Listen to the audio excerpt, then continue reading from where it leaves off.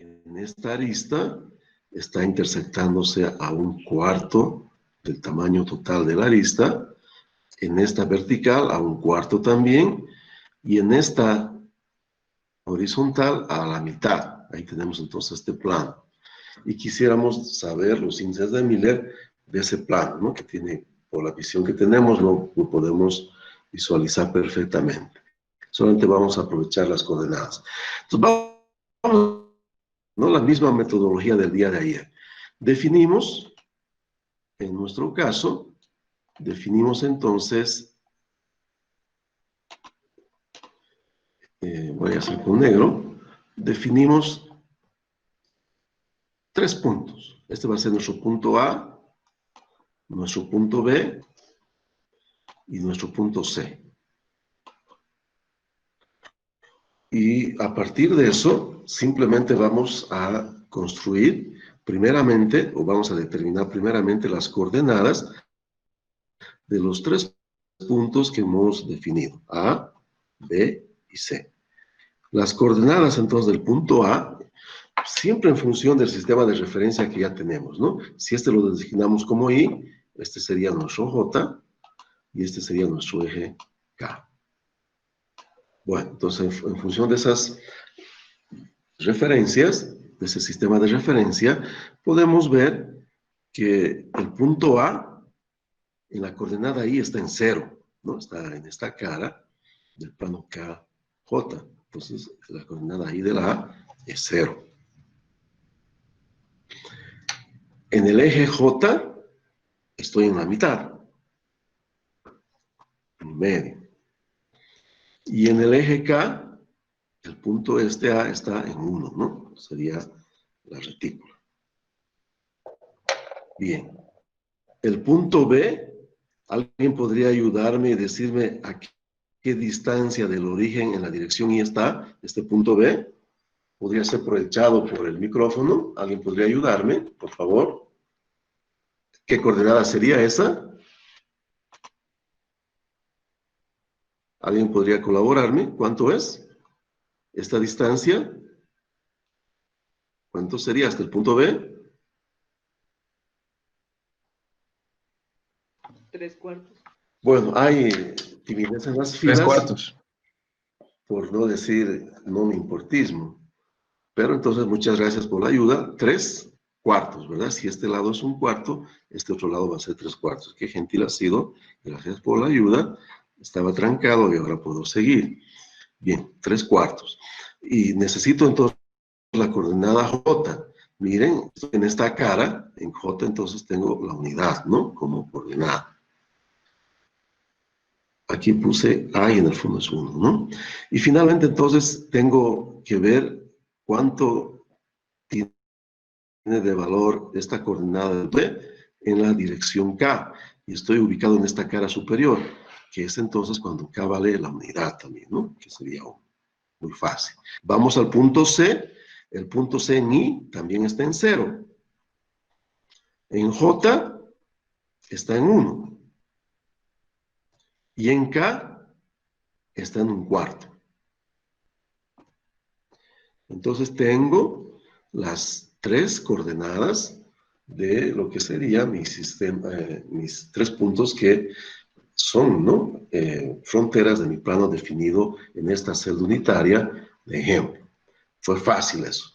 A partir entonces de estos vectores, lo que vamos a hacer es vamos a montar entonces los vectores de A a B y de A a C. ¿Ya? A a B y A a C. ¿Por qué? Simplemente por comodidad. Yo podría haber definido cualquier vector, ¿no? De A a B, entonces, yo tendría B menos A. Entonces, tengo 3/4 menos 0. Será 3/4. Después, entonces, tengo 1 menos 1/2, y 1 menos 1, 0.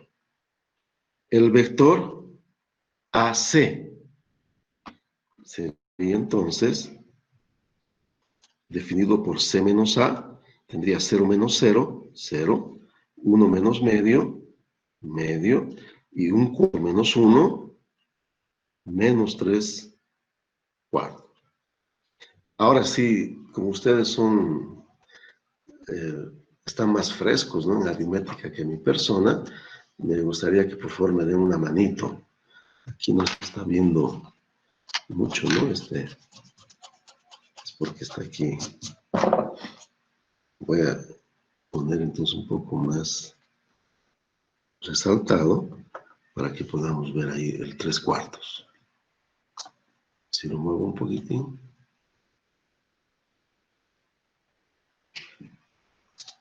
Estoy justo en el lugar del reflejo del LED, ¿no? Por eso no se ve también ese lugarcito. Ahí se va a ver mejor. 3 cuartos, menos 3 cuartos. Una revisadita por fin, si está todo en orden, para que podamos proseguir. Una vez que he encontrado dos vectores contenidos en este plano, la etapa siguiente sería muy simple. Vamos a multiplicarlos vectorialmente para obtener un tercer vector normal a este plano. Y entonces procedemos aquí abajito a realizar esa operación. La metodología que ustedes quieran pueden aplicar, lo importante es entonces multiplicar, ¿no?, el vector AB por el vector AC, que en mi caso entonces voy a aplicar el método de este determinante, donde voy a poner los vectores unitarios o los versores y JK, y a seguir voy a escribir, ¿no?, los coeficientes que tiene el vector en ambas direcciones, ¿no? Tengo entonces el 3 cuartos, 1 medio, 0, el 0, 1 medio, menos 3 cuartos. Repito las dos primeras líneas y JK, y resuelvo este determinante, ¿no? ¿Cómo resolvemos? Estas diagonales hacia abajo, positivas, y estas diagonales hacia arriba, negativas. Vamos entonces con las positivas primero. Y por medio por 3 cuartos, me va a dar entonces menos 3 octavos de I. Está bien, ¿no? Medio por 3 cuartos va a ser 3 octavos. Después tengo entonces K, me va a valer 3 cuartos por 1 medio. Eso va a ser entonces más 3 octavos también de J. 3 por 1, 3, 4 por 2, 8, ¿no? Y finalmente tendría este 0 por J por 0, que me va a dar 0, no lo considero. En esta otra diagonal, las negativas, voy a tener menos con menos, me va a dar más, y tendría entonces 3 cuartos por 3 cuartos, 9 16avos de J. 0 por cualquier cosa, 0, 0 por cualquier cosa, 0. Entonces tengo, revisando, ¿no? Perdón, aquí me equivoqué, no es J, sino es K, ¿no? Este de aquí es K.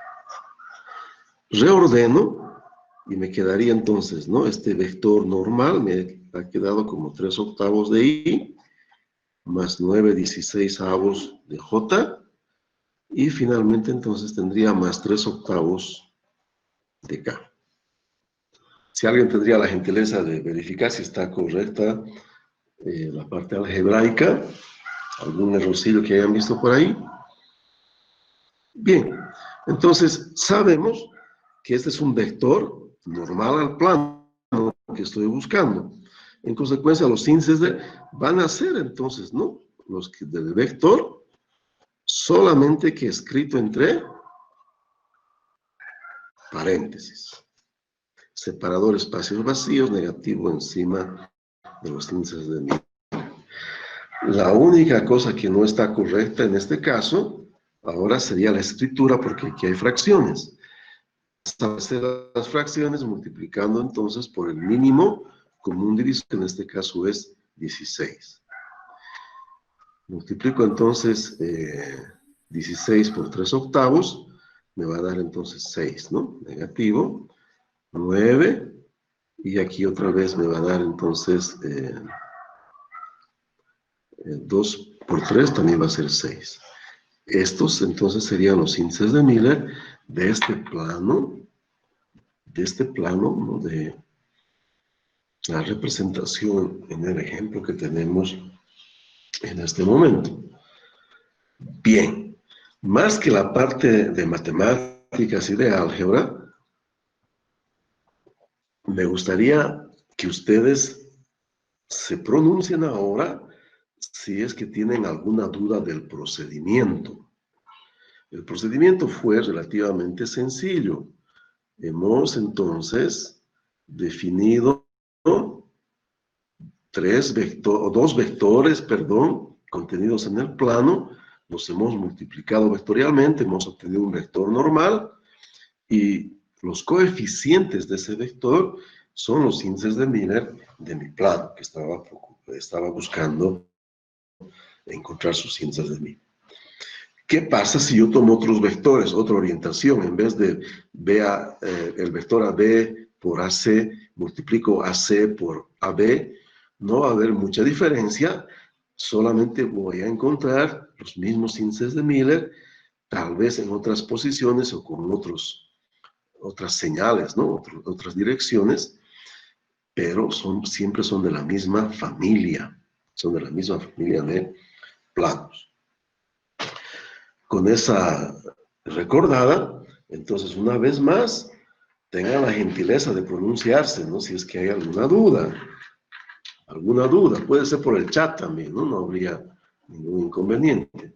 Voy a ver si hay algún comentario en el chat.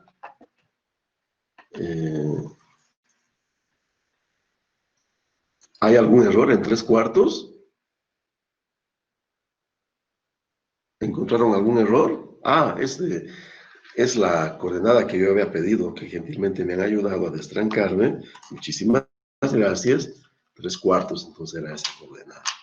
¿Alguna duda sobre el procedimiento de cómo encontramos estas direcciones cristalinas, estos vectores normales al plano, y finalmente hemos encontrado el plano que estábamos entonces analizando, los índices de Miller, ¿no? Del plano que estábamos analizando? Bueno, veo que no hay entonces mayores dudas y vamos entonces a proseguir. Esto puedo sustituir, entonces no habría ningún inconveniente ahí. Puedo aplicar otra metodología, es prácticamente la misma que la anterior, la única diferencia es que en este caso podría construir entonces la ecuación del plano, cualquiera de ellos, conociendo 3 puntos. Si yo defino 3 puntos en cualquiera de los planos, puedo aplicar la ecuación general del plano, que va a estar en función, ¿no?, de X, Y, Z, o si quieren, Y, J, K.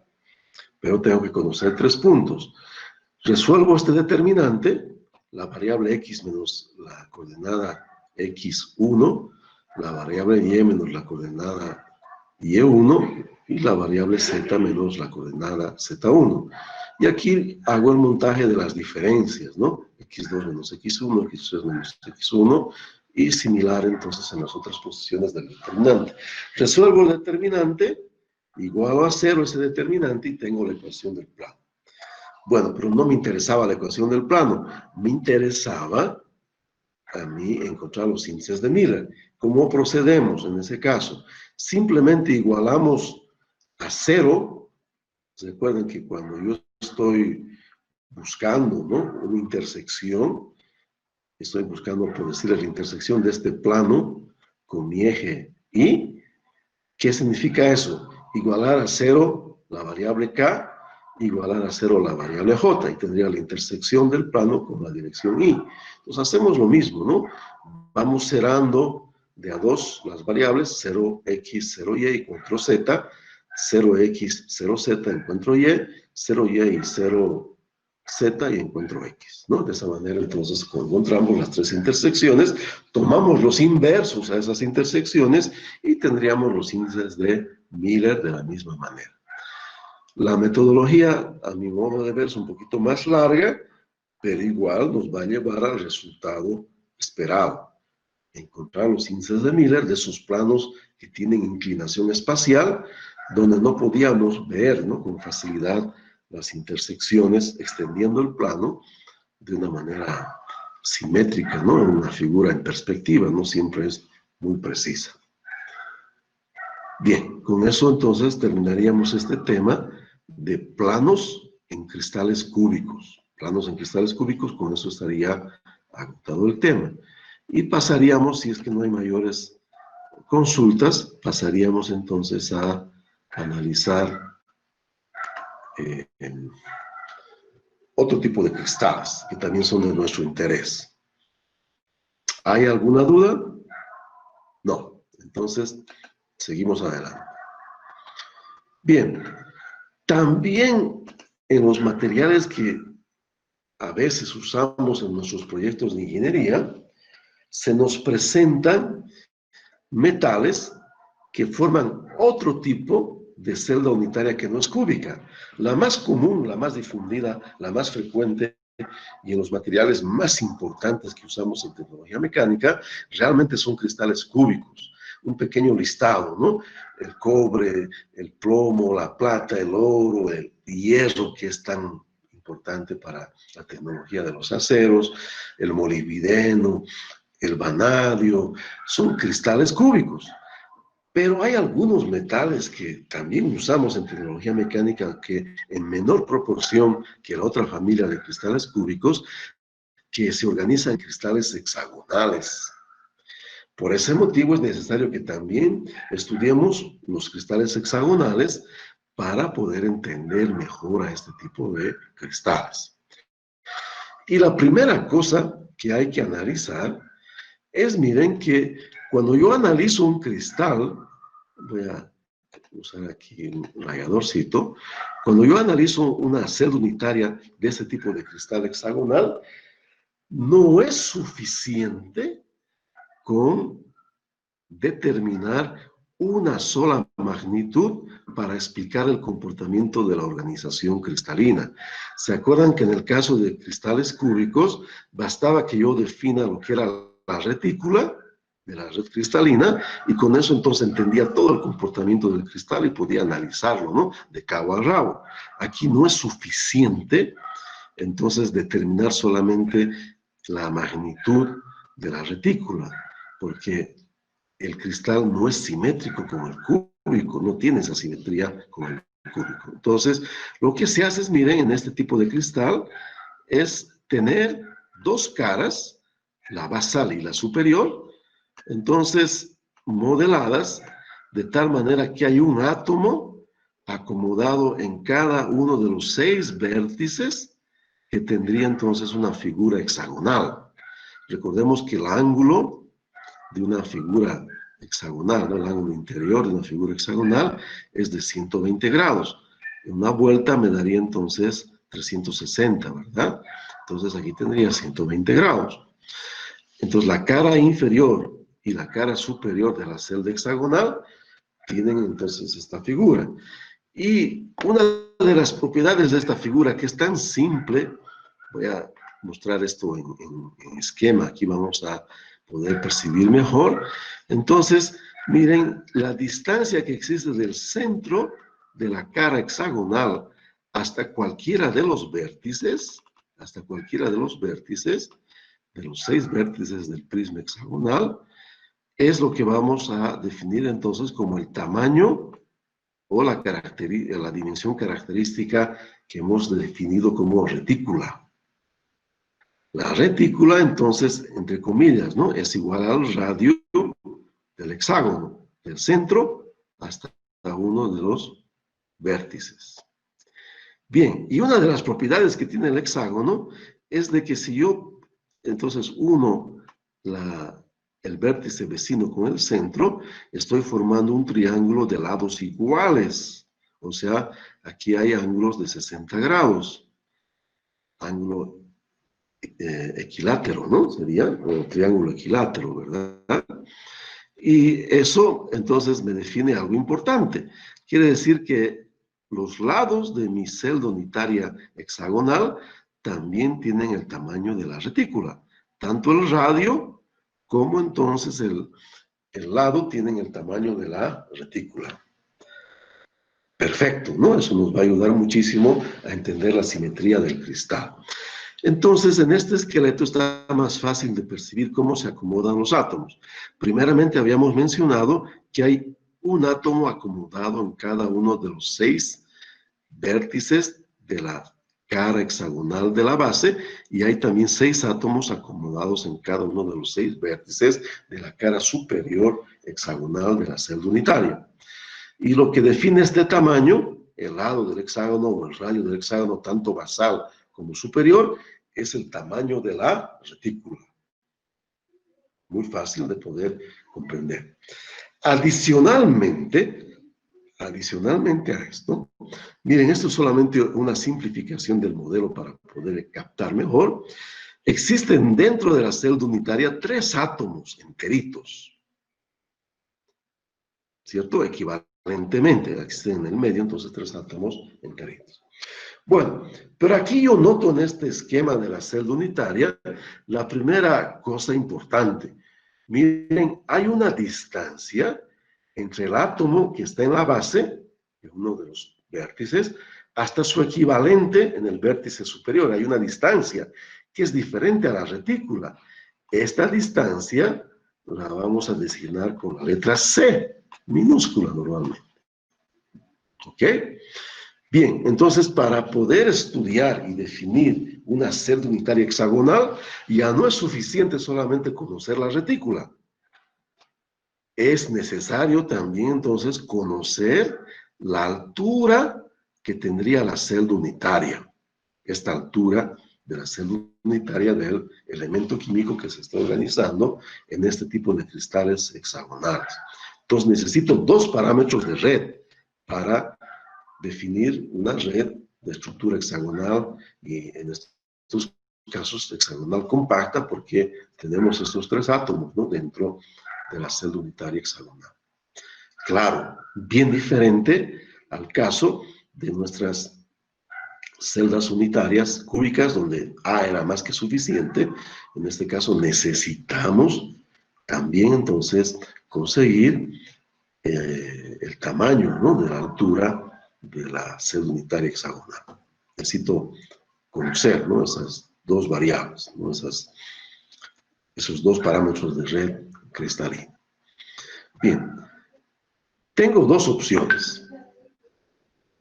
Una de ellas, modelar, como estamos viendo en estas figuras, modelar entonces a mi celda unitaria formada por átomos como esferas rígidas. Conociendo las propiedades del hexágono, yo puedo determinar analíticamente, por ecuaciones simplemente de geometría, ¿no?, y de álgebra, yo puedo determinar entonces cuánto sería la relación de la retícula A en función de C, que sería la altura de mi celda unitaria hexagonal. Esta relación A sobre, o C sobre A o A sobre C, no sería lo mismo. Lo normal, pero es entonces que tengamos la relación C sobre A, porque C es mayor. Y si la memoria no me engaña, esta relación, si tenemos una celda hexagonal perfecta, nuestros átomos, ¿no?, modelados como esferas perfectas, tendríamos una relación C sobre A igual a 1,6 o 7 o algo así, ¿no? Podemos ver aquí, a ver, 1,63 es esta relación ideal, 1,63. Esta sería entonces, siempre y cuando yo tenga una celda ideal, ¿no?, perfectamente modelada, con esferas representando a mis átomos, esferas perfectas, y yo tendría que mis esferas estarían en tangencia, ¿no?, tal como vemos aquí. También podemos apreciar de esta forma, ¿no? Aquí están los planos proyectados, miren, mis esferitas estaban en tangencia perfecta. En otras palabras, ¿no?, si yo vería en el centro de la esfera, aquí tendría una dirección totalmente ocupada, ¿no? Vamos a justamente analizar después estas direcciones de una manera un poquito más numérica, Pero entonces aquí tendrían las esferas en tangencia. Lo mismo entonces en algunas direcciones en el sentido vertical, así como vemos en esta representación. Bien, pero la realidad había sido otra. Este es un modelo ideal. Los átomos no son esferas rígidas. Las modelamos así, pero en realidad no son. Y no hay ningún elemento químico metálico que se organice en celdas hexagonales compactas que siga exactamente la definición de una celda unitaria ideal. La ideal era que la relación C sobre A sea 1,63. Pero cuando se mide, esto se puede medir en microscopía electrónica. Entonces, cuando se mide en materiales metálicos, los parámetros de red, tanto A como C, y se los verifica en su relación, ningún material que forma celdas hexagonales tiene entonces la relación perfecta, la relación ideal, igual a 1,63. Aquí tengo un pequeño listado de algunos metales, miren, aquí he marcado en este cuadrito en rojo, tengo entonces algunos metales que forman celdas hexagonales. El zinc es bastante conocido en la tecnología mecánica porque es uno de los materiales favoritos con los cuales protegemos a nuestros aceros contra la corrosión. También el magnesio es otro de los metales que usamos mucho en la protección, ¿no?, de máquinas un poquito más complejas. Por ejemplo, ¿no?, gasoductos o maquinaria que tienen que trabajar en contacto con la tierra son protegidos con cátodos de magnesio que van a generar entonces una protección catódica a las maquinarias, ¿no?, que están en contacto con la tierra. Entonces son metales bastante conocidos en la tecnología mecánica. Y miren, ¿no?, su relación C sobre A había sido superior, la relación C sobre A real, ¿no?, la medida experimentalmente, había sido superior a la ideal. Conclusión, no hay red cristalina hexagonal compacta que sea ideal. Todas tienen un desvío. Ese desvío es característico de cada elemento metálico que se organiza en este tipo de estructura cristalina. En el caso del zinc, habíamos tenido, ¿no?, una relación C sobre A de 1,85, 86 redondeando, ¿no? Y en el caso del magnesio, 1,82. Bien, pero otro metal muy usado en la tecnología de aleaciones súper resistentes, también muy usado en la fabricación de herramientas antichispa. Les comento que cuando uno tiene que trabajar en lugares donde hay vapores explosivos, por ejemplo, dentro de un tanque de combustible, no tiene que repararse por alguna emergencia. Entonces, sacar todos los vapores es un dolor de cabeza, ¿no? Entonces, el personal puede entrar con sistemas asistidos de respiración, pero al estar usando herramientas pueden generar chispa, y esa chispa haría explotar y podría matar gente. Entonces, tienen que usarse herramientas antichispa. Esas herramientas antichispa muy duras y de alta resistencia mecánica son fabricadas con aleaciones de berilio. Aunque el berilio se considera tóxico para los humanos, es utilizado, ¿no?, también en la tecnología mecánica. Y miren, ¿no?, había sido también el berilio un metal que forma cristales hexagonales, pero su relación C sobre A es inferior a la ideal. Esta es la medida experimentalmente, había sido entonces igual a 1,89, ¿no? 1,89. El caso del titanio no lo voy a tocar, pues es un caso especial. Vamos a hablar de él, entonces, de aquí a... Inclusive puede ser hasta hoy mismo, al final de la clase. Interesantísimo, ¿verdad? Realmente impresionante el hecho de que, caramba, no habíamos tenido, como realmente estábamos percibiendo hasta ahora, ese orden perfecto, esa perfección en la organización de los cristales. Los cristales habían tenido imperfecciones, ¿no? Y aquí estamos analizando un desvío realmente de la idealización de las celdas unitarias. Vamos vamos a comprender a futuro, cuando estudiemos un poco más profundamente nuestros cristales, de que hay muchos defectos en los cristales, pero qué curioso, miren, en vez de que nos sean perjudiciales, nos vamos a aprovechar de esos defectos para hacer cosas interesantes con nuestras aleaciones metálicas.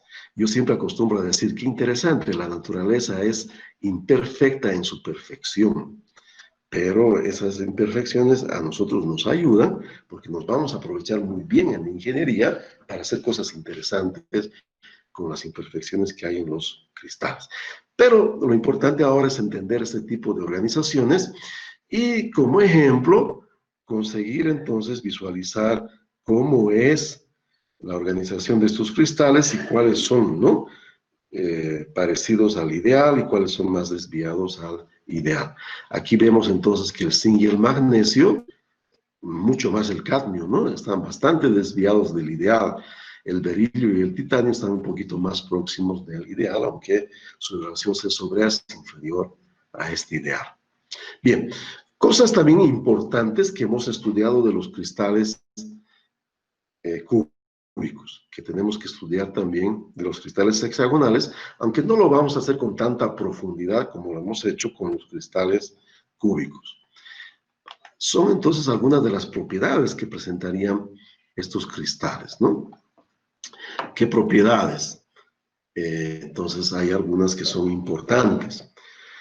Recuerden, además de la relación C sobre A, que ya hemos hablado de ella, entonces recuerden que para nosotros era un parámetro muy importante saber cuántos átomos equivalentemente hay dentro de este tipo de celdas unitarias. Podemos contarlos así rápidamente, apoyados en este croquis y apoyados entonces en esta geometría espacial, donde se puede percibir mejor alguna visualización, ¿no? En 3 dimensiones es más fácil de poder percibir. Bien, estos átomos de la cara superior y de la cara inferior están siendo compartidos por otras celdas vecinas, pero de hecho, estos que están en el centro de las caras, mitad de ellos, miren, mitad de ellos hacen parte de la celda unitaria y la otra mitad hace parte de la celda unitaria vecina.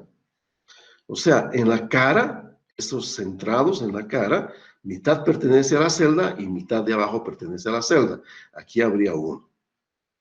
Si nosotros analizamos qué fracción de átomo hay dentro de la celda unitaria, cuando vemos entonces los átomos acomodados en los vértices de las caras hexagonales y basales, veríamos, miren, que como están separadas de 120 grados, ¿no? Los lados de un hexágono, aquí hay otros 120 grados en una celda vecina, y en otra celda vecina hay otros 120 grados. Entonces estaría dividiendo este átomo en la mitad, en un tercio, o sea, hay un sexto de volumen dentro de mi celda unitaria. Como yo tengo 6 esquinas, 6 vértices en la cara, un sexto en cada una de ellas, equivalentemente va a haber un átomo en la cara superior y un átomo en la cara inferior en los vértices, sumado a la una que había en el centro, media arriba y media abajo, estaríamos hablando entonces que tenemos 3 átomos en las caras. Sumamos a los 3 que hay en el medio, equivalentemente, ¿cuántos átomos tengo? Tengo 6 átomos equivalentemente dentro de la celda unitaria hexagonal. Recapitulando, cúbica simple, un átomo. Cúbica de cara centrada, hemos contado 2 átomos. Y en la cúbica de cuerpo centrado 2 átomos, ¿no? Y en la cúbica de cara centrada hemos contado 4. Y ahora en la hexagonal estamos contando 6 átomos equivalentemente dentro de la celda unitaria. Bien, otro detalle importante que no vamos a calcular ahora. Cuando hacemos el cálculo del factor de empaquetamiento, ¿se acuerdan la definición del factor de empaquetamiento? Estaba vinculando el volumen ocupado por los átomos dentro de la celda unitaria comparada con el volumen total de la celda unitaria. El factor de empaquetamiento da 0,74, idéntico al factor de empaquetamiento de los cristales cúbicos de cara central, que ese sí hemos demostrado que era 0,74, ¿no? Hemos calculado. En este caso, tenemos entonces que concluir que hay la misma cantidad de espacios vacíos en la red cristalina que en una estructura cúbica de cara centrada. Los espacios vacíos en la red cristalina, no se olviden que se conocen con el nombre de espacios intersticiales, intersticios, ¿no? Esos son los espacios vacíos de la red cristalina. Bien, interesante. Y además, entonces, aclarar que cuando nosotros estudiamos los cristales hexagonales y los comparamos con los cristales cúbicos de cara centrada, son muy parecidos y lo que cambia simplemente son los planos en la forma de su apilamiento. Por ese motivo, el factor de empaquetamiento de los cristales hexagonales es el mismo cristales cúbicos de cara centrada, son muy similares. Entonces tienen el mismo factor de empaquetamiento, ¿no? Estos, entonces, cristales hexagonales. ¿De acuerdo? Bien. Y necesariamente hemos comprendido que la relación C sobre A tiene que ser medida experimentalmente porque presenta un desvío respecto entonces, ¿no?, a la idealización de una celda perfecta. En el caso de las estructuras cúbicas, la idealización era muy aproximado a la realidad y por eso entonces habíamos calculado los valores, ¿no?, de la retícula en función del radio atómico del elemento químico que se organizaba en ese tipo de cristales. Recordemos, ¿no?, la cúbica simple A es 2R, la cúbica de cuerpo centrado es 4R sobre raíz de 3, la cúbica de cara centrada es 4R sobre raíz de 2, fácil, ¿no? En este caso no es tan fácil, tengo dos parámetros y hay desvío respecto entonces a la celda ideal. Entonces necesariamente tengo que saber cuánto vale la relación C sobre A, conociendo la relación C sobre A y estudiando la geometría hexagonal con estas propiedades, ¿no? Entonces puedo determinar cuánto sería el valor de A, sabiendo entonces, miren que en esta dirección del centro al vértice, vamos a ver esta figura tridimensional, del centro al vértice, tengo un radio, dos radios, entonces A vale 2R. Esta relación entonces es importante, ¿no? A es igual a 2R.